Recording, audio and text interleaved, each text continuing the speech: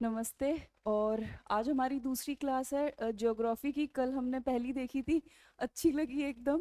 तो आज हम सेकंड शुरू करेंगे। और ये एमसीक्यू के साथ ऐसा क्यों लाई हूँ मैं, क्योंकि बहुत सारा मैटर आप लोगों ने पहले से पढ़ रखा है। बस मुझे तो एक डायरेक्शन देनी है कि आपको ज्योग्राफी में कैसे कैसे करना है। हाँ, जहाँ पर बहुत अच्छा क्वेश्चन बन सकता है और जहाँ पर समझाने की ज़रूरत लगेगी, वहाँ मैं आपको अच्छे से पूरा का पूरा क्या करवा दूंगी, कवर अप करा दूंगी। तो जितना प्यार आपने पॉलिटी को दिया, अगर ज्योग्राफी में भी मैंने आपको उतना अच्छा कर दिया, तो फिर हमारे कोई प्रॉब्लम नहीं रहेगी। आगे हम और अच्छी अच्छी जो इको का क्लास है, इंडिया का, राजस्थान इको का, उसमें भी अच्छा करेंगे। तो बस इसी पॉजिटिविटी के साथ पढ़ते रहिए। एक न एक दिन तो वैकेंसी आनी है। अभी संस्कृत डिपार्टमेंट की है, तो उसमें भी अच्छे से परफॉर्म करना। ये मत सोचो कि सिलेक्शन का क्या होगा क्या नहीं होगा। एक बार सारा सिलेबस अच्छे से अगर आपने पढ़ लिया है, तो मेरे साथ क्वेश्चन के साथ क्या कीजिए, रिवाइज कीजिए और मेक श्योर करें कि आपको पेपर में क्वेश्चन क्या पढ़ना है ध्यान से। अभी 10 क्लास तक मैं यही सिखाऊंगी कि बहुत सारी प्रॉब्लम सॉल्व जाती है जब आप पेपर में सिर्फ एक छोटी सी चीज़ का ध्यान रखते हैं, और वो छोटी सी चीज़ है कि क्वेश्चन को ध्यान से पढ़ना। तो चलो, हम जैसा हमेशा करते हैं, भगवान को याद करते हैं, माँ भगवती को याद करते हैं, और क्या करते हैं, अपने क्लास की शुरुआत करते हैं। ठीक है? और पिछली क्लास के सारे क्वेश्चन अच्छे से रिवाइज करके आना। और अभी मैं काफ़ी दिन से नहीं थी ना, तो ये थोड़ा मेरा बोर्ड का भी सिस्टम अजीब सा हो गया। तो अगर पहली क्लास में कुछ कमियां रह गई हो तो माफ़ कर देना, सेकंड से सब सुधर जाएगा। अब देखो, हम अपने पहले क्वेश्चन की ओर तरफ चलते हैं। पहला क्वेश्चन इसलिए दिया गया है, याद है आपको, मैंने पिछली क्लास में बताया था सैटेलाइट सिटी क्या होता है। क्या बताया था? सैटेलाइट सिटी के बारे में। तो जो सैटेलाइट सिटी है, सैटेलाइट शहर जिसको हम बोलते हैं, मैंने आपको बताया था कि सैटेलाइट शहर वो शहर होता है जो किसी बड़े महानगर के पास में ही डेवलप होता है। बड़े महानगर के लिए वो सप्लाई का काम करता है। सप्लाई किस चीज़ की करता है? कच्चे माल की करता है, रोजगार की करता है, और भी बहुत सारी सुविधाओं की सप्लाई वो महानगर को करता है। वहाँ पे मैंने आपको बहुत सारे एग्जाम्पल बताए थे, अगर याद आ रहे हैं तो बहुत अच्छी बात है। उसमें एक आंसर आपका एर्नाकुलम भी था। ठीक है? जैसे मैंने आपको बताया था कि गुरुग्राम और फरीदाबाद दिल्ली जैसे महानगर के लिए सैटेलाइट सिटी है, वैसे ही राजा हराट जो है वो कोलकाता के लिए सैटेलाइट सिटी है। जो व्हाइट फील्ड है वो बेंगलुरु के लिए क्या है, सैटेलाइट सिटी है। ठीक उसी प्रकार कोच्चि के लिए जुड़वा नगर कहें या हम सैटेलाइट सिटी कहें, वो कौन है? एर्नाकुलम है। तो इसका सही आंसर क्या होगा? एर्नाकुलम होगा। तो क्लियर? आगे चलूं मैं? चलो। हाँ, अब देखिए अगला क्वेश्चन। अगला क्वेश्चन बहुत इंपॉर्टेंट क्वेश्चन है। उससे पहले आप मुझे अपने कमेंट बॉक्स में टाइप करेंगे, चाहे क्लास लाइव देखें या जब समय मिले तब टाइप कर देना कि क्षेत्रफल की दृष्टि से, गौर से सुनना, अभी से आदत डालो, क्लास देखते वक्त आदत डालो कि आपको कौन से क्वेश्चन एकदम ध्यान से सुनने और ध्यान से आंसर देना है। जब आप ध्यान से सुनोगे तब आप ध्यान से क्या दोगे, आंसर भी दोगे, और ध्यान से पढ़ोगे भी। तो क्षेत्रफल की दृष्टि से राज्यों का बड़े से छोटा, जो सबसे बड़ा राज्य है वो सबसे पहले, और जो सबसे छोटा राज्य है वो बाद में। ऐसे अगर आपको सीक्वेंस पूछा जाए तो आपको बड़े राज्यों का क्रम लगाना होगा। और बड़े राज्यों के 4 बड़े राज्य जो हैं क्षेत्रफल की दृष्टि से, वो आप मुझे कमेंट बॉक्स में क्या करके देंगे, टाइप करके देंगे। ये मैं इसलिए नहीं करती, हमेशा से पता है कि मुझे बहुत व्यूज मिलने चाहिए। मेरा तो एक ही उद्देश्य रहता है कि इस क्लास में बैठने से पहले पिछली क्लास भी अच्छे से क्या रहे, दिमाग में चलती रहे। और जब वो दिमाग में चलती रहेगी ना, तो वो एग्जाम वाले दिन भी क्या रहेगी, चलती रहेगी। तो चलो, अब हम हमारा सेकंड नंबर क्वेश्चन देखते हैं, और फिर से हम क्वेश्चन को क्या पढ़ेंगे, बहुत ध्यान से पढ़ेंगे। देखो, क्षेत्रफल की दृष्टि से देश के 3 सबसे छोटे, देखो इन्होंने क्या कहा है कि क्षेत्रफल की दृष्टि से देश के 3 सबसे छोटे राज्यों का आरोही क्रम। दो चीजें इस क्वेश्चन के अंदर बहुत ज्यादा इंपॉर्टेंट है।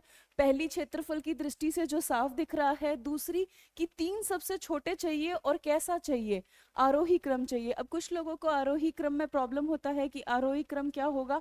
तो जो सबसे छोटा है वो सबसे पहले आएगा, फिर उससे छोटा, और फिर उससे छोटा, सॉरी, फिर उससे बड़ा, फिर उससे बड़ा। ठीक, उसे बोलते हैं आरोही क्रम। अब दिए गए चारों ऑप्शन में से इसका सही आंसर क्या होगा? तो इसका सही आंसर होगा, सबसे पहले आएगा आपका गोवा। गोवा भारत का सबसे छोटा राज्य है। गोवा के बाद कौन आएगा आपका? सिक्किम। सिक्किम के बाद क्या आएगा आपका? त्रिपुरा। तो देखो, यहाँ पे आपको ध्यान रखना है कि सबसे छोटा राज्य भारत का गोवा है। तकरीबन कितना है? 3702 किलोमीटर, इस किलोमीटर स्क्वायर। इस साल ये भी आपको क्या रखना है, याद रखना है। बहुत आसान है, 3702। गौर से देखो, और एक छोटी सी मिस्टेक हो गई है जो सबके साथ होती है, अवरोही और आरोही क्रम में। अवरोही में आपको बढ़ना होता है, आरोही में आपको घटना होता है, तो यहाँ पे घटते क्रम में लगाना है, सॉरी। ठीक है, तो गोवा सबसे छोटा है, और गोवा के बाद कौन होगा आपका, सिक्किम। सिक्किम के बाद कौन होगी, त्रिपुरा। अब यहाँ पे मुझे ऐसा लगता है कि इस बार वो आपको 3 की बजाय, देखो सारा का सारा ध्यान कहाँ रखना, बोर्ड पर रखना। मैं ऑफलाइन बैच में भी 1000 बार बोली हूँ कि जब आप पढ़ने आ रहे होते हो, चाहे आप ऑफलाइन पढ़ो चाहे आप ऑनलाइन पढ़ो, आपका पूरा ध्यान मेरी आवाज पर और इस बोर्ड पर क्या चल रहा है उस पर होनी चाहिए। इसका एक बहुत बड़ा फायदा होता है कि आप जब कंसंट्रेशन के साथ पढ़ते हो तो आपको उसी वक्त सारी चीजें आराम से दिमाग में क्या कर दी जाती है, लॉक कर दी जाती है। और फिर जब आप दोबारा से रिविजन लगाने बैठते हो वो बहुत अच्छी तरीके से याद होता है, और फिर आप 1000 बार रिविजन करते हो तो वो चीज एकदम लकीर की तरह आपके दिमाग पर छप जाती है। तो मेंटेन करना डिसिप्लिन, और इस बात को मेरी क्या रखना, याद रखना। अब मैं कह रही हूँ क्या आपको कि इसमें 3 सबसे छोटे राज्य पूछे हैं। इस साल इस क्वेश्चन में ये भी बदलाव होकर ये आपके सामने आ सकता है कि वो आपसे 4 छोटे राज्यों का सीक्वेंस पूछ ले। ठीक है, तो घबराना नहीं है। सबसे छोटा कौन है आपका, गोवा। गोवा के बाद किसको रख देना, सिक्किम को। सिक्किम के बाद किसको रख देना, त्रिपुरा को। किसको रख देना, त्रिपुरा को। और त्रिपुरा के बाद किसको रख देना, नागालैंड को। अब ये भी हो सकता है, एक पॉसिबिलिटी ये भी है कि कई बार एग्जामिनर अगर 3 पूछे तो गोवा को क्या कर देगा, गायब कर देगा। तो ये चारों सीक्वेंस अगर आपको याद रहेगी ना तो प्रॉब्लम नहीं होगी। तो एक बार फिर से दोहराते हैं, फिर से एक बार दिमाग में कूल होकर रखते हैं कि सबसे छोटा राज्य गोवा है। अब सोचो भला कि गोवा का किलोमीटर स्क्वायर कितना है, तो डरने का जरूरत नहीं है, 3702 है। ठीक, अगर आपको नहीं याद हो रहा है तो रट्टा भी मत मारो, 3702 को मुस्कुराकर प्यार से देख लो और कहो फिर मिलेंगे। ठीक है, अगर फिर मिलेंगे में ये तुम्हें याद आता है तो ठीक है, नहीं तो कोई बात नहीं, एग्जामिनर जी जानेंगे। ठीक, गोवा के बाद आप किसको याद रखोगे, सिक्किम को। सिक्किम के बाद त्रिपुरा को, और त्रिपुरा के बाद किसको याद रखोगे, नागालैंड को। तो यहाँ कोई दिक्कत नहीं, आगे चलूं। हाँ, 4th नंबर क्वेश्चन देखो, भारत में स्थल से घिरा हुआ राज्य है। अब देखो बहुत सिंपल है, दो टर्मिनोलॉजी में आपको क्लियर कर लेती हूँ, क्लियर कर देती हूँ। टर्मिनोलॉजी मतलब कीवर्ड्स बता देती हूँ। देखो जब भी पढ़ना होना चाहिए ना तब हमेशा छोटे से बड़ा जाना चाहिए, एकदम बेसिक के लेवल से समझो और एकदम अपर लेवल तक जाओ। तो सबसे पहले आपको पता होना चाहिए कि स्थल से घिरा क्या होता है, सॉरी ल लिखना था यहाँ पे। हाँ, स्थल से घिरा क्या होता है और जल से घिरा क्या होता है, पहले हम इसको समझते हैं। देखो स्थल से घिरा, स्थल माने भूमि, जो चारों तरफ से किससे घिरा हो, जो चारों तरफ से किससे घिरा हो, आपकी भूमि से घिरा हो। देखो यहाँ पे जो मैं ब्राउन कलर का इस्तेमाल कर रही हूं ना उसका मतलब है भूमि। क्या है उसका मतलब, भूमि। तो जो चारों तरफ से भूमि से ही घिरा है उसे हमेशा क्या कहते हैं, स्थल से घिरा। अब आता है जल से घिरा। जल के से घिरे में 2 टाइप्स होते हैं, एक होता है प्रायद्वीपीय और एक होता है द्वीपीय। अब देखो, अगर कोई हिस्सा ऐसा है जिसके 3 तरफ, अब जो मैं ब्लू कलर से, लाइट ब्लू कलर से कर रही हूं ना, जिसके 3 तरफ पानी हो, जिसके 3 तरफ क्या हो, पानी हो, जिसके 3 तरफ क्या हो, पानी हो, वो क्या कहलाएगा आपका, प्रायद्वीप। और जो पूरी तरीके से पानी में डूबा हुआ हो, जो पूरी तरीके से किस में डूबा हुआ हो, पानी में डूबा हुआ हो, वो आपके क्या कहलाएगा, द्वीप कहलाएगा। इन दोनों केसेस में इसके चारों ओर क्या, इसके बाउंड्री पर क्या है, जल है, तो उसे जल से घिरा कहते हैं। अब ये पूछ रहा है कि भारत में स्थल से घिरा हुआ राज्य कौन सा है। या तो आप इसे एलिमिनेशन से निकाल लो, वरना मेरा तरीका ध्यान रखो जो मैं भी आपको ड्रॉ करके दूंगी, तो बहुत आसान है। आसान कैसे है, देखो ये हमारा भारत का मैप बनाते हैं हम। अब थोड़ा सा गड़बड़ हो जाए तो माफ कर देना भाई। अब ये ऐसे, फिर ठीक। अब इस जगह पर आपके नेपाल है, इस जगह पे क्या है आपके, नेपाल। अब देखो कर्नाटक हो नहीं सकता क्योंकि कर्नाटक के पास तो क्या है, अरब सागर है, कर्नाटक हो नहीं सकता। वेस्ट बंगाल हो नहीं सकता, क्यों नहीं हो सकता वेस्ट बंगाल, क्योंकि वो बंगाल की खाड़ी की तरफ है। उड़ीसा वो भी बंगाल की खाड़ी की तरफ है। दिख तो रहा है कि आंसर बिहार होगा। अब हम नक्शे पे देखते हैं कि क्या सच में बिहार है, बिल्कुल बिहार है। अब देखो इस जगह पर है आपका यूपी। ठीक, इस जगह पर है आपका बिहार, फिर बिहार के इस तरफ ये है वेस्ट बंगाल, ठीक, और ये नीचे की तरफ है बिहार के झारखंड।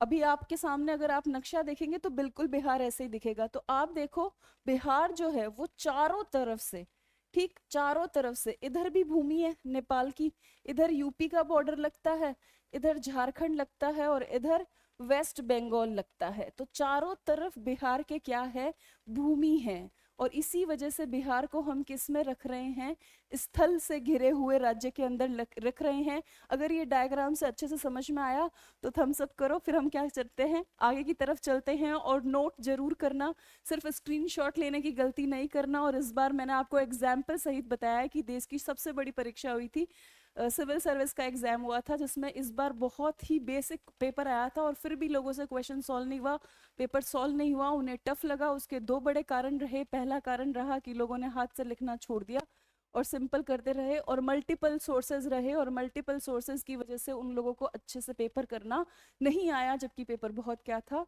बेसिक पेपर था। तो इस बात का आप ध्यान रखें कि ये गलतियां आप ना करें। ठीक, चलें आगे। हाँ, अब देखो अगला क्वेश्चन, अगला क्वेश्चन क्या कहता है आपको। अगला क्वेश्चन कह रहा है कि भारत के किस राज्य की सीमा बांग्लादेश से नहीं लगती। और ये क्वेश्चन इस बार बहुत इंपॉर्टेंट है। क्यों इंपॉर्टेंट है, सबको पता है कि शेख हसीना की छुट्टी कर दी गई है बांग्लादेश से, और भारत का बांग्लादेश के साथ सबसे लंबा बॉर्डर है। और भारत और बांग्लादेश के इस लंबी बाउंड्री के कारण ही ये क्वेश्चन क्या किया जा सकता है आपसे, 99% पूछा जा सकता है। 1% हो कि वो ना पूछे, पर 99% तो पूछा जा सकता है। तो पहले हम क्या करेंगे, देखो मैं आपको थोड़ा साइड होके बनाऊंगी, यहाँ पूरा डायग्राम बनाऊंगी, फिर आप खुद से समझ जाएंगे कि किससे नहीं लगती है। और मैं ये भी बताऊंगी आपको कि क्या ऑप्शन में गड़बड़ की जा सकती है। तो अब सिर्फ और सिर्फ ध्यान किधर की तरफ रखें, बोर्ड की तरफ रखें। आपको मजे से सब कुछ समझ में आएगा कि बांग्लादेश का बॉर्डर किससे लगता है और किससे नहीं लगता है। क्लियर। तो देखो अभी हम बहुत सुंदर सा क्या बना रहे हैं, डायग्राम बना रहे हैं।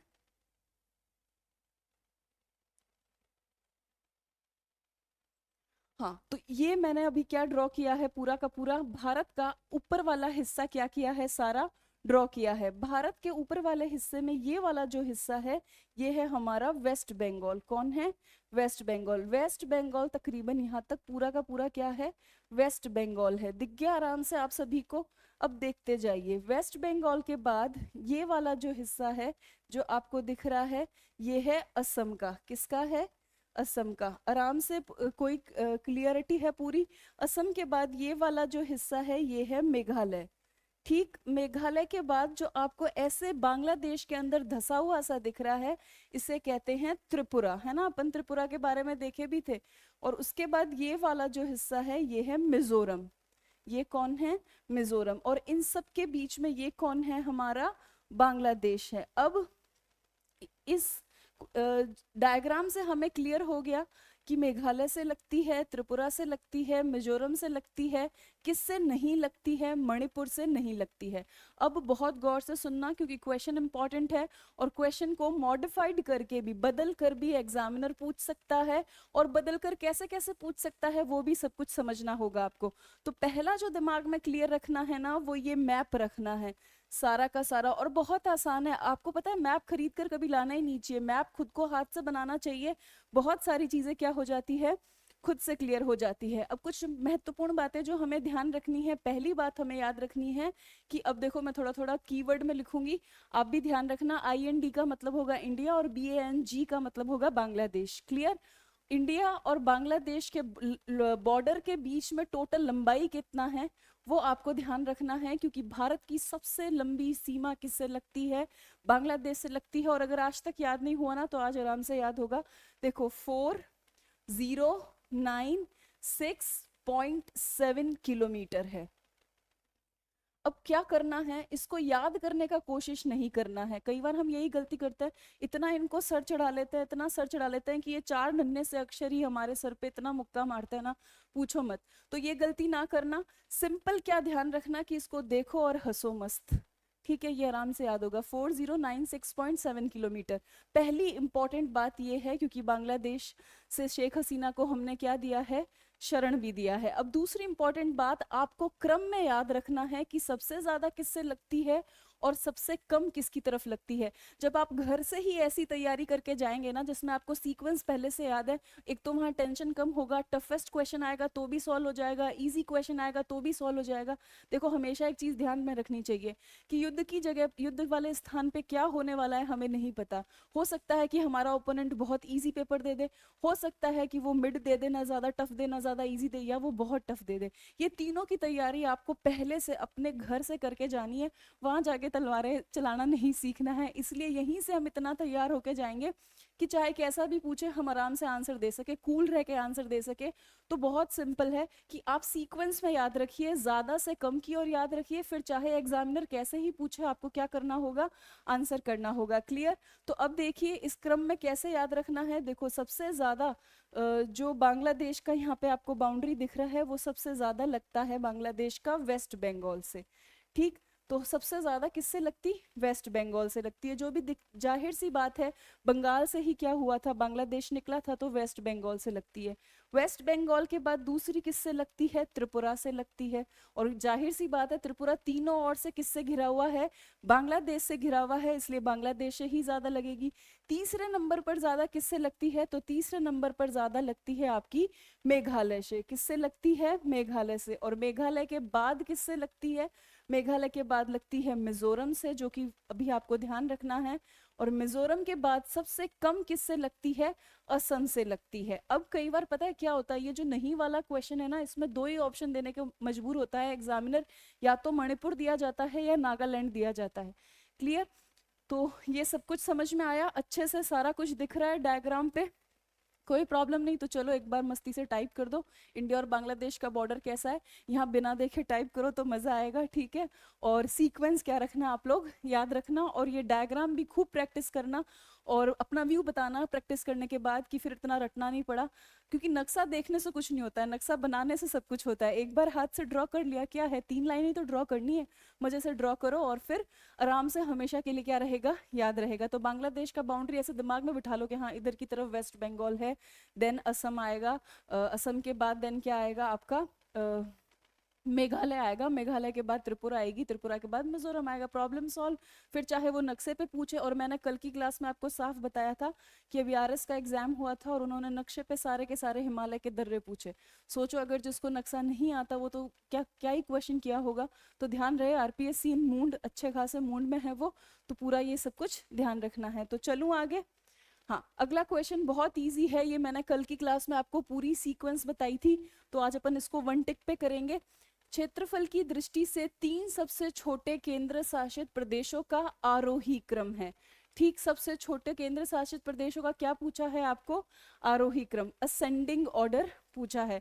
तो सबसे छोटा कौन है? देखो लक्षद्वीप और लक्षद्वीप। तो दो ऑप्शन तो अपने आप एलिमिनेट हो गए। लक्षद्वीप के बाद कौन है आपका? दमन और दीव आएगा ऑप्शन के अनुसार, और फिर कौन आएगा? चंडीगढ़ आएगा। तो सही आंसर क्या होगा आपका? ए होगा। फिफ्थ क्वेश्चन पे मैं इसलिए नहीं रुक रही हूँ क्योंकि कल मैंने आपको फिफ्थ क्वेश्चन से रिलेटेड सारी सीक्वेंस, सारी की सारी सीक्वेंस याद समझा दी थी। हाँ, अगर किसी को कल की सारी सीक्वेंस याद है, 8 के 8 क्षेत्रफल के हिसाब से याद है, तो वो प्लीज मुझे क्या कीजिएगा, कमेंट बॉक्स में लिख के दीजिएगा। बड़ा मजा आएगा मुझे कि अच्छा ठीक है, कल की क्लास क्या देखी है आपने, बहुत अच्छे से देखी है। आगे चलूं? चलो। हाँ, अगला क्वेश्चन देखो, क्षेत्रफल की दृष्टि से सबसे छोटा केंद्र शासित प्रदेश है। अब फिर से वही क्वेश्चन है जिसमें आपको सिंगल पूछ रहे हैं कि आप सिंगल बता दीजिए कि सबसे छोटा केंद्र शासित प्रदेश कौन सा है। तो सबसे छोटा केंद्र शासित प्रदेश है हमारा लक्षद्वीप। इजी क्वेश्चन था, आगे चले। हाँ, seventh seventh number question important है, और यहाँ पे थोड़ा सा आपको मुझसे क्या समझना होगा, कॉन्सेप्ट समझना होगा। मैं यहाँ पे आपको एमसीक्यू के साथ जितने भी ज्योग्राफी के छोटे छोटे कॉन्सेप्ट है जिनसे ज्योग्राफी बिल्ड होती है अच्छे से, वो पूरा क्या कर दूंगी, दिमाग में जमा के बिठा दूंगी। ठीक, फिर आपका पूरा का पूरा ये रहेगा फोकस कि आप क्लासेस अच्छे से देखें, रिवीजन करें, टेस्ट सीरीज ले और एग्जाम फोड़ दे, और कुछ नहीं होता, इतना ही होता है। और बस थोड़ी सी हमको भगवान से क्या करनी होगी, प्रार्थना करनी होगी, क्योंकि भगवान की प्रार्थना से हमारे द्वारा किया गया कार्य क्या हो जाएगा, सफल हो जाएगा। तो इतना सा ध्यान रखें। अब ये क्या इंपॉर्टेंट चीज है, पहले क्वेश्चन को ध्यान से पढ़ते हैं। देखो, निम्न में से कौन से द्वीप अपतट द्वीप नहीं है? उससे पहले आपको पता होना चाहिए कि अपतट द्वीप क्या होते हैं या द्वीप क्या होते हैं। अब बहुत गौर से समझना ताकि कोई प्रॉब्लम नहीं रहे। मैं उधर से समझाना शुरू करूंगी, यहाँ तक जो भी नोट डाउन कराऊं वो सारा नोट डाउन करना। देखो, पहली चीज हम समझेंगे द्वीप क्या होता है। तो द्वीप सबको पता है, द्वीप अभी बताया मैंने आपको कि एक ऐसा भूमि का टुकड़ा जो चारों ओर से क्या घिरा हुआ है, आपका पानी से घिरा हुआ है। किससे घिरा हुआ है?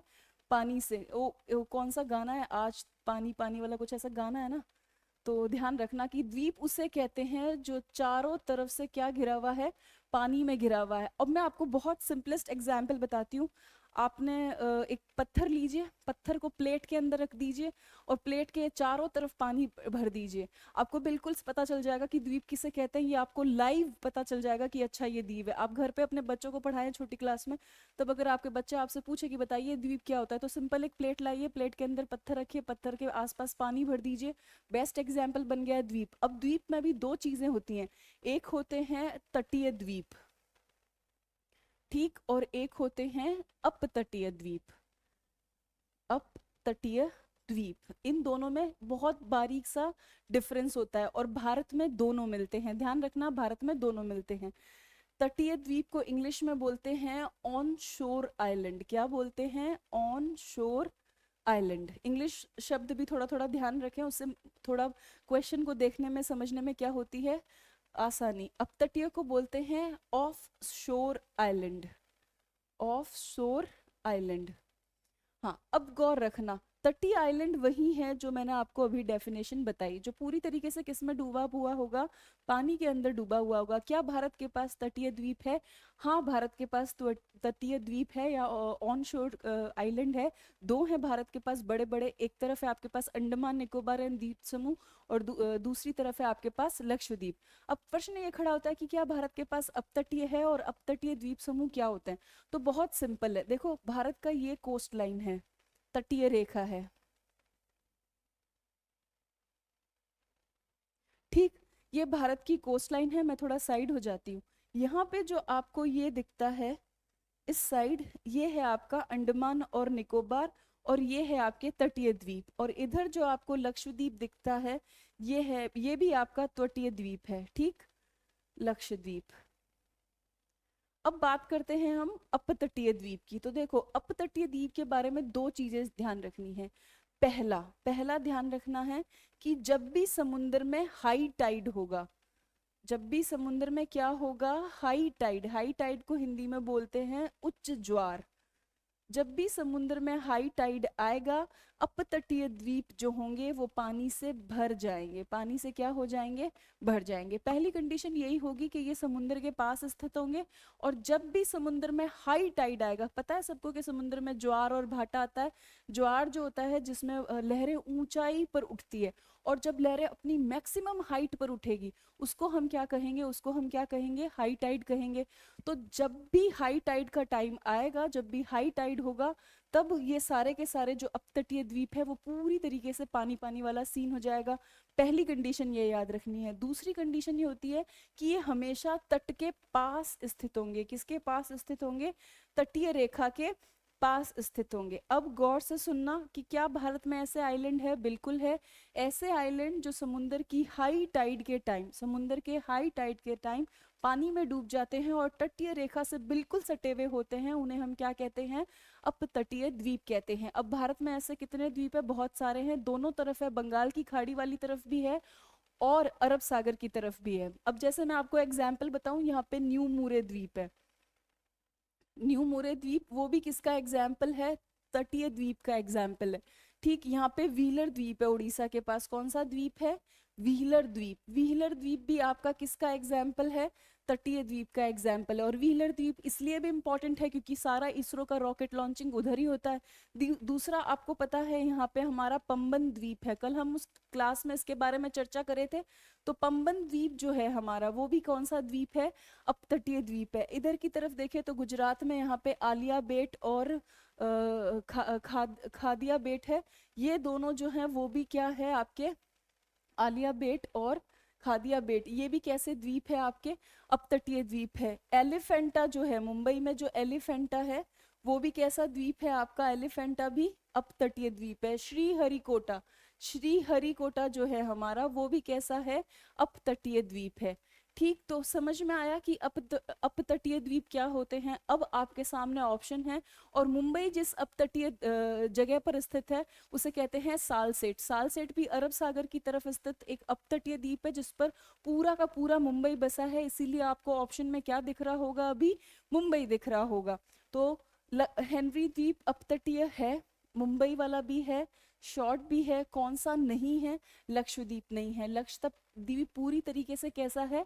तटीय द्वीप है। या आगे आपको एग्जामिनर क्वेश्चन में पूछ ले कि न्यू मोरे द्वीप या आलिया बेट या खादिया बेट, सालसेट और अपने ये एलिफेंटा द्वीप जो है वो, व्हीलर द्वीप, श्रीहरिकोटा द्वीप, न्यू मोरे द्वीप, ये सब अपतटीय है।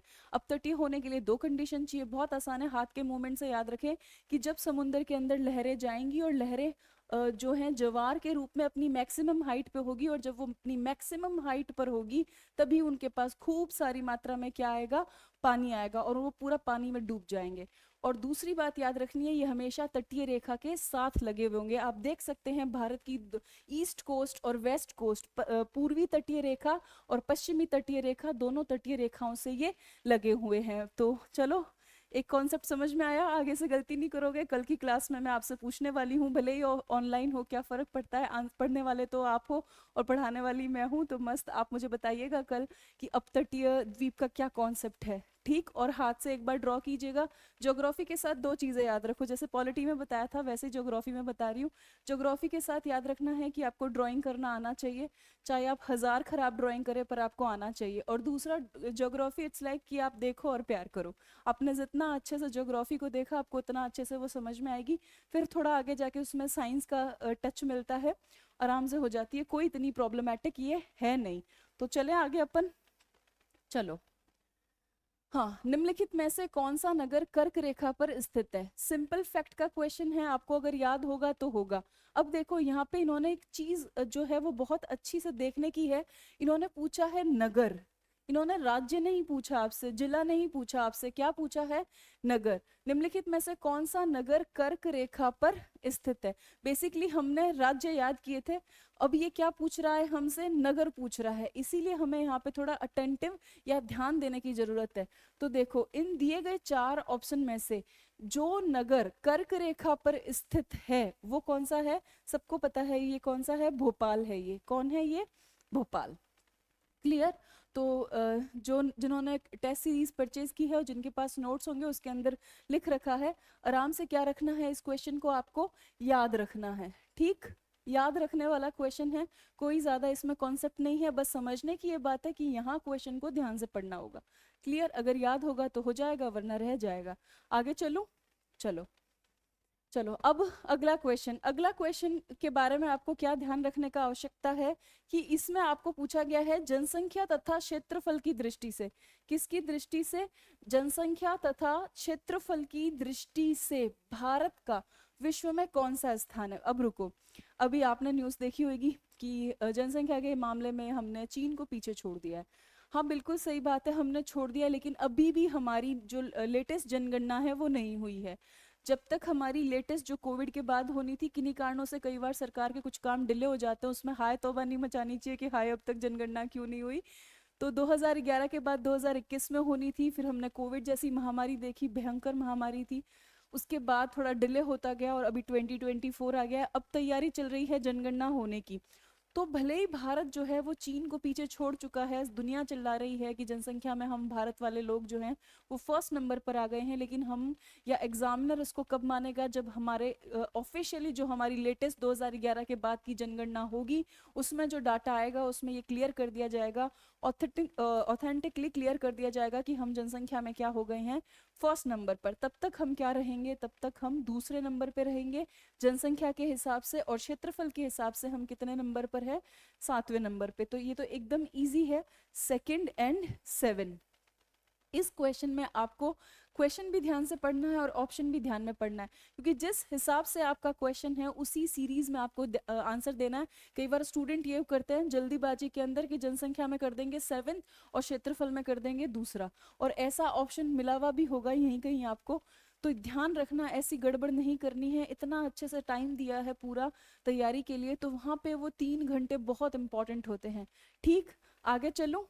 चलो अगला देखो, हिंद महासागर के तट पर स्थित देशों में सर्वाधिक तट लंबाई वाला देश है। पूरा क्वेश्चन हमने अच्छे से पढ़ा।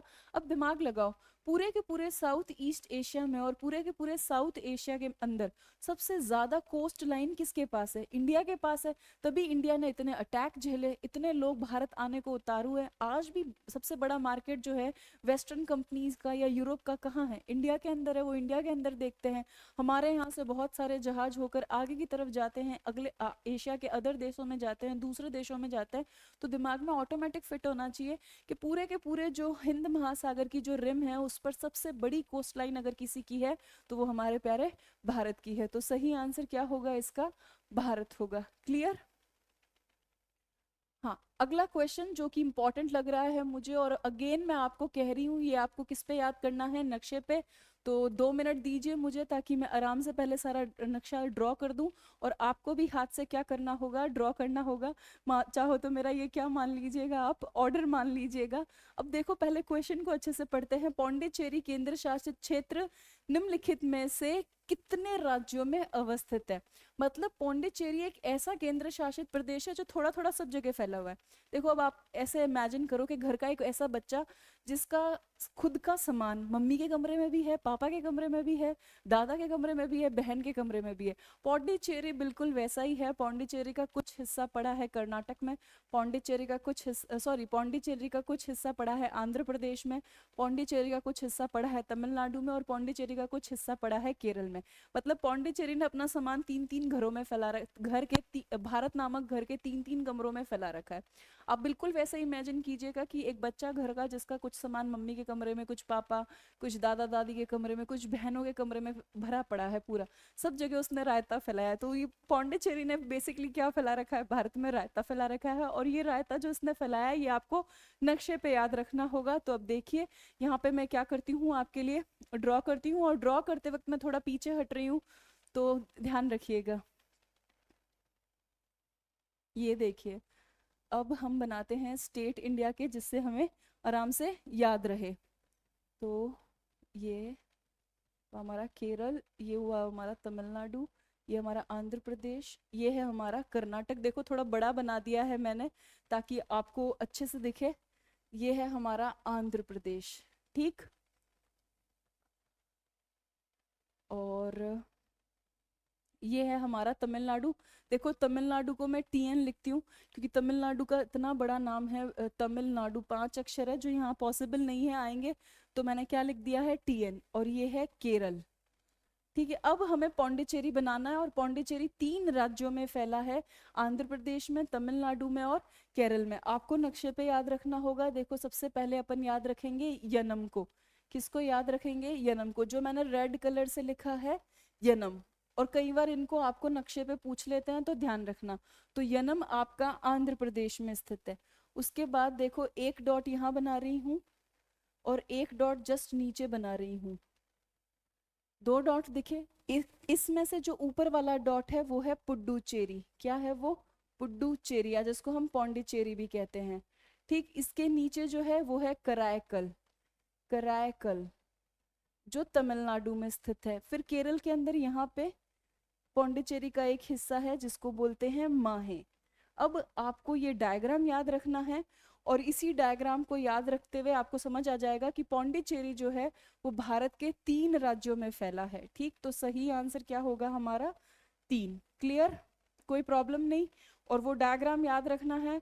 और अगर मेरा बस चला तो मैं आपसे ड्रॉ ही करवा लूँ, अगर ऐसा कुछ हो ना सीन, तो कमेंट बॉक्स में आप मुझे फोटो भी भेज सको ना, तो भेज देना कि देखो मैम हमने क्या किया है, मस्त से ड्रॉ किया है। डरना किस बात का? हम पढ़ाई तो कर रहे हैं, और पढ़ाई करते वक्त अगर आपको उससे ऊर्जा मिलती है कि नहीं मैंने ड्रॉ किया है, मैम देखो बहुत बार ड्रॉ किया है, और आप मुझे भेज रहे हो, तो आपको एक नई एनर्जी मिलेगी और उस एनर्जी से उत्साह बढ़ेगा। और तैयारी करते वक्त अगर एनर्जी खत्म हो जाए, उत्साह खत्म हो जाए, तो लड़ाई नहीं लड़ी जाती। बिल्कुल युद्ध का मैदान है ये। तो आपको एनर्जाइज रखना है, खुद को भी और मुझे भी रखना है। ठीक, तो समझ आया? 11th नंबर क्वेश्चन इंपॉर्टेंट है। आगे चले। चलो अब देखो, नेपाल के पड़ोसी भारतीय राज्यों का सही युग्म है। सारे नहीं पूछे हैं, हमें सिर्फ क्या पूछे हैं, युग्म पूछे हैं। तो देखो, जब भी पेयर पूछा जाता है ना, तो दोनों पेयर क्या होने चाहिए, करेक्ट होने चाहिए, सही होने चाहिए। अब मैं फिर से यहाँ पे भारत का नक्शा ड्रॉ करूंगी, इंडिया नेपाल बॉर्डर को ड्रॉ करूंगी।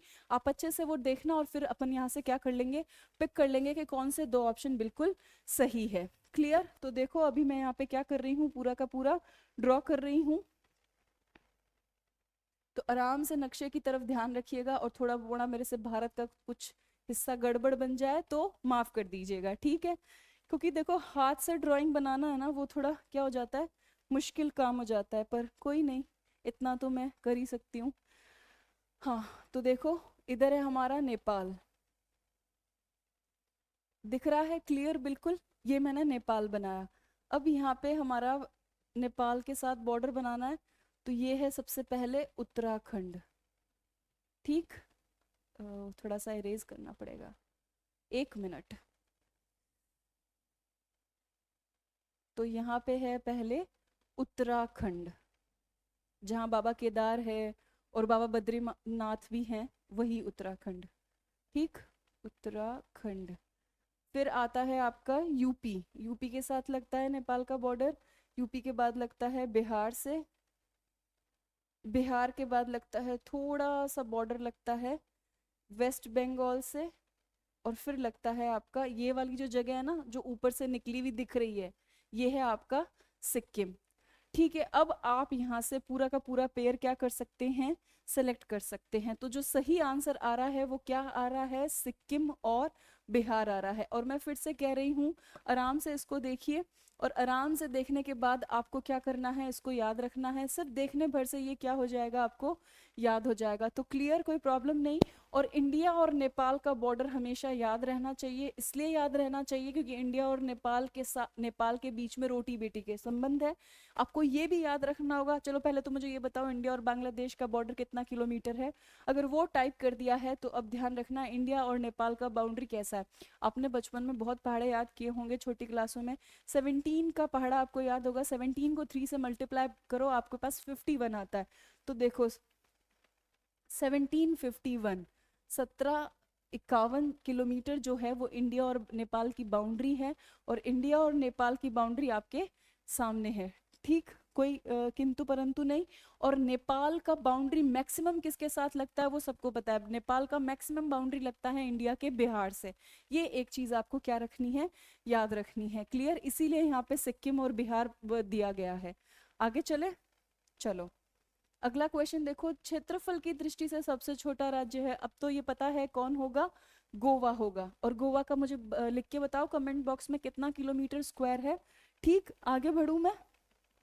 चलो अगला देखो, निम्न में से किस राज्य की सीमा से अधिकतम संख्या में अन्य राज्यों की सीमा छूती है? अब बेसिकली इस क्वेश्चन के लिए आपको पूरा का पूरा मैप याद होना चाहिए। और मैं आशा करती हूँ कि जब भी आपने, जहाँ कहीं भी आपने ज्योग्राफी पढ़ी है, आपने पूरा का पूरा इंडिया का मैप क्या किया होगा, याद किया होगा। अगर किसी को याद नहीं है तो वो बता दीजिएगा, कभी टाइम मिला इस बीच, इन सारी क्लासों के बीच अगर टाइम मिला, क्योंकि अभी और भी रिकॉर्ड करनी है और भी क्लासेस लेनी है, तो इन सब क्लासों के बीच अगर टाइम मिला तो एक दिन मैं आपको जादुई तरीके से सारे के सारे इंडिया के स्टेट और उनका बाउंड्री एक दूसरे से कैसे लगता है, कैसे टच होता है, वो सब कुछ समझा दूंगी। फिलहाल अगर आपको नहीं भी आता है ये क्वेश्चन कि यार कैसे पता करें कि ज्यादा किससे बाउंड्री लगती है, तो दिमाग में एक चीज याद रखना कि जहाँ जनसंख्या ज्यादा है जिस स्टेट के अंदर, और जो स्टेट दिखने में भी बहुत विशालकाय है, बड़ा है, वहीं पे सबसे ज्यादा क्या लगेगी, बाउंड्री लगेगी। अगर इन आप चारों के चारों ऑप्शंस को देखो, तो आपको लगता है कि उत्तर प्रदेश जो है ना, उसका क्या लगता है, सभी अन्य राज्यों से सबसे ज्यादा क्या लगता है, बाउंड्री लगता है। और इसी वजह से इस क्वेश्चन का आंसर क्या होगा, यूपी होगा। एमपी नहीं होगा, हिमाचल प्रदेश भी, हिमाचल प्रदेश तो बिल्कुल नहीं हो सकता। मध्य प्रदेश, महाराष्ट्र भी नहीं हो सकता। क्यों नहीं हो सकता, महाराष्ट्र साउथ में चला जाता है, और साउथ के अंदर हमारे पास विस्तार कम है, हमारे पास फैलाव कम है, हम नीचे से संकड़े हैं, तो महाराष्ट्र नहीं हो सकता। मध्य प्रदेश मध्य भारत में आ जाता है, जहां पर भी कोर उत्तर भारत की तुलना में स्पेस क्या है, कम है। तो यूपी ही एक ऐसा स्टेट है जो अलग अलग स्टेट्स के साथ सबसे ज्यादा क्या शेयर करता है, बाउंड्री शेयर करता है। तो क्लियर, कोई प्रॉब्लम नहीं, आगे चलूं? हाँ, अब देखो 15 नंबर क्वेश्चन को। नीचे दिए गए मानचित्र में एक्स द्वारा प्रदर्शित राज्य का नाम है। अब देखो ये इम्पोर्टेंट है अगेन, क्योंकि मैं मान के चल रही हूँ कि और मैंने अभी देखा भी है, एक्सपीरियंस भी किया है कि जो करंट की घटनाएं होती हैं वो पेपर को, आपके जो पेपर का कोर सिलेबस है उसको बहुत ज़्यादा क्या करती है, इफेक्ट करती है। अभी मेंस का एग्जाम हुआ था तो वो पूरा का पूरा समझ आ गया था कि हाँ, जो भी करंट में चल रहा है उसके हिसाब से जो स्टैटिक पार्ट है, जो हमारे सिलेबस का कोर है, वहाँ से करंट से रिलेटेड क्वेश्चन आते हैं। तो ध्यान रखेंगे 15 नंबर क्वेश्चन क्या हो जाता है, इंपॉर्टेंट। अब देखो ये आपको अब समझ में आ रहा होगा, ये अपना बांग्लादेश है, ठीक। बांग्लादेश है तो ये तीन बाउंड्री देखो, तीन कोने, एक दो तीन, तीनों कोने बांग्लादेश के अंदर धसे हुए हैं। अब मैंने आपको हिंट दे दिया है, आप आराम से मुझे आंसर बता सकते हो। इसका सही आंसर क्या होगा हमारा, त्रिपुरा होगा। क्लियर, आगे चलूं, चलो। मैकमोहन रेखा निम्नलिखित में से किन दो देशों को अलग करती है। इजी क्वेश्चन है। मैकमोहन रेखा दिए गए चार ऑप्शन में से किस किस के बीच में है, भारत और चीन के बीच में है। तो सही आंसर क्या होगा हमारा, डी। आगे चले, 16 के बाद अगला क्वेश्चन 17। लक्षद्वीप समूह स्थित है। तो सबको पता है कि लक्षद्वीप समूह कहाँ स्थित है, हमारा अरब सागर के अंदर। लो एक बार छोटा करके बना भी देती हूँ ताकि जिन्होंने ज्यादा नक्शा वक्शा नहीं देखा है उनको भी याद रहे। इधर की तरफ जो द्वीप समूह है उसे बोलते हैं अंडमान निकोबार द्वीप समूह, जिसे मैं लिखती हूँ A&N, ठीक। और ये है बंगाल का खाड़ी, इसको हम क्या कहते हैं, बंगाल का खाड़ी। आज तो मैं बंगाल का खाड़ी लिख रही हूँ, आगे जब आप क्लासेस देखेंगे तो मैं इसे शॉर्ट में लिखती हूँ BOB, बे ऑफ बंगाल, ठीक है, BOB। और इस तरफ जो है वो है आपका अरब सागर। कौन है आपका, अरब सागर है। और अरब सागर के अंदर जो स्थित है द्वीप समूह उसे बोलते हैं हम लक्षद्वीप। क्या बोलते हैं उसे हम, लक्षद्वीप। अब ये अरब सागर और बंगाल की खाड़ी जो है हिंद महासागर के ही दो भाग है। अब कैसे हिंद महासागर के दो भाग है, तो बहुत आसान है। देखो अगर आप पुराने टेक्स्ट को पढ़ोगे, ब्राह्मणिकल टेक्स्ट को पढ़ोगे, वेदास को पढ़ोगे, तो बेसिकली वो लोग ये इंडिया का नॉर्थ मानते थे, इस हिस्से को वो भारत का उत्तरी हिस्सा मानते थे वैदिक कल्चर के अंदर।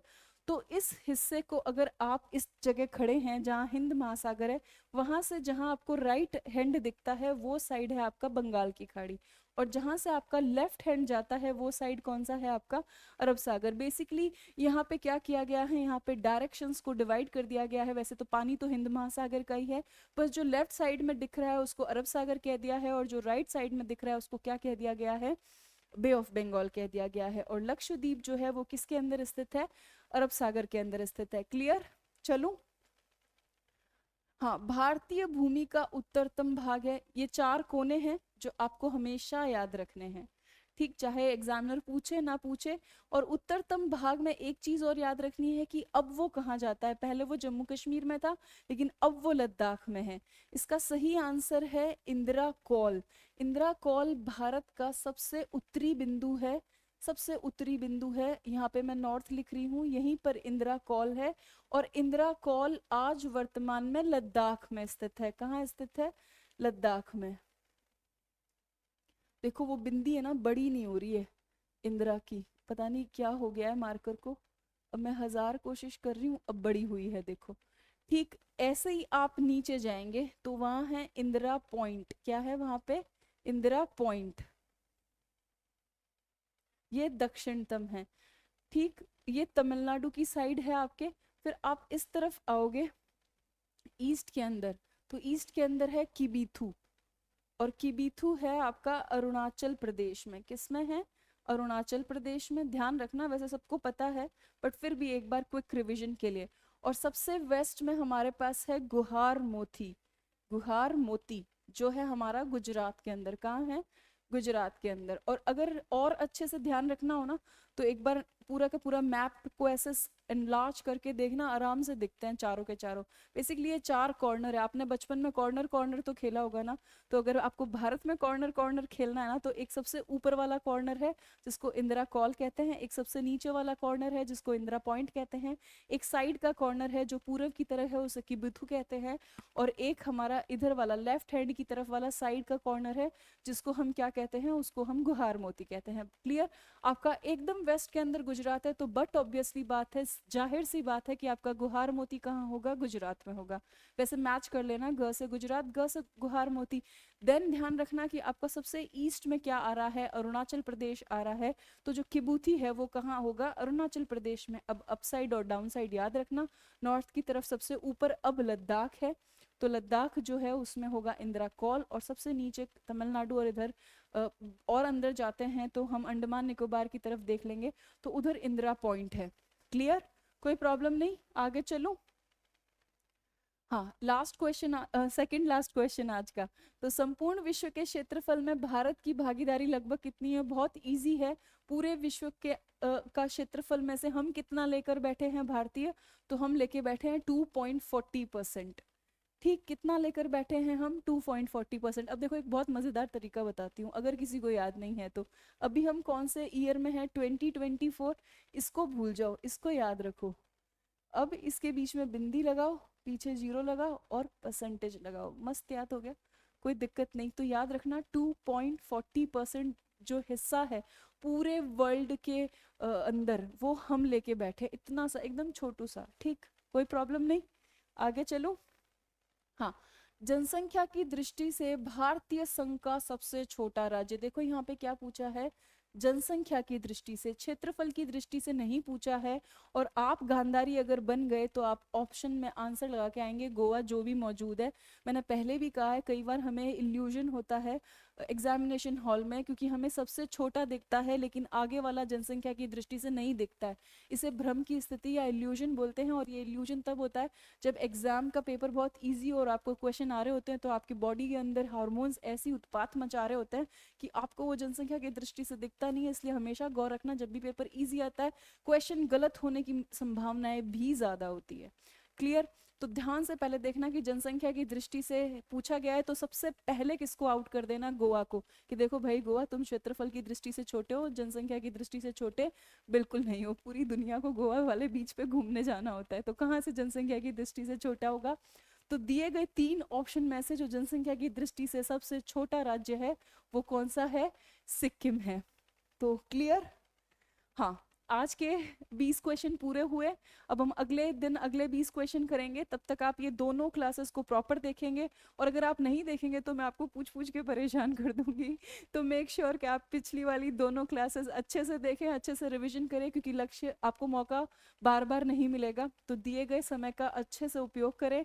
जल्द ही अभी संस्कृत विभाग का एग्जाम है आपका अक्टूबर नवंबर में, उसके लिए अच्छे से प्रिपेयर करें, और नेक्स्ट ईयर तक आपकी आरपीएससी का भी वैकेंसी आ जाएगा। तो पहले से तैयारी करनी होती है, बाद में तैयारी नहीं होती, बाद में सिर्फ रिवीजन होता है।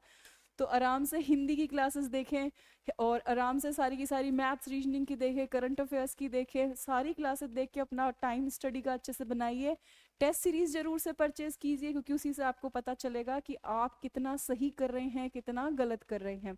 और अगर आप टेस्ट सीरीज में मेरा बताया हुआ फॉर्मूला धीरे धीरे अप्लाई करें, आपका स्कोर जरूर से बढ़ेगा। ना बढ़े तो फिर से शेयर कीजिए कि मैम देखो यहाँ यहाँ गलती हो रही है, हम आराम से उसे क्या करेंगे, सॉल्व करेंगे। चाहे आप ऑफलाइन ज्वाइन करें तो ऑफलाइन ज्वाइन करें, आप ऑनलाइन ज्वाइन करें तो आप ऑनलाइन ज्वाइन करें। ठीक, तो क्लास को लाइक करना मत भूलना, और चैनल को सब्सक्राइब करना मत भूलना। अब हम कब मिलेंगे? अगली क्लास में मिलेंगे, तब तक के लिए बाय।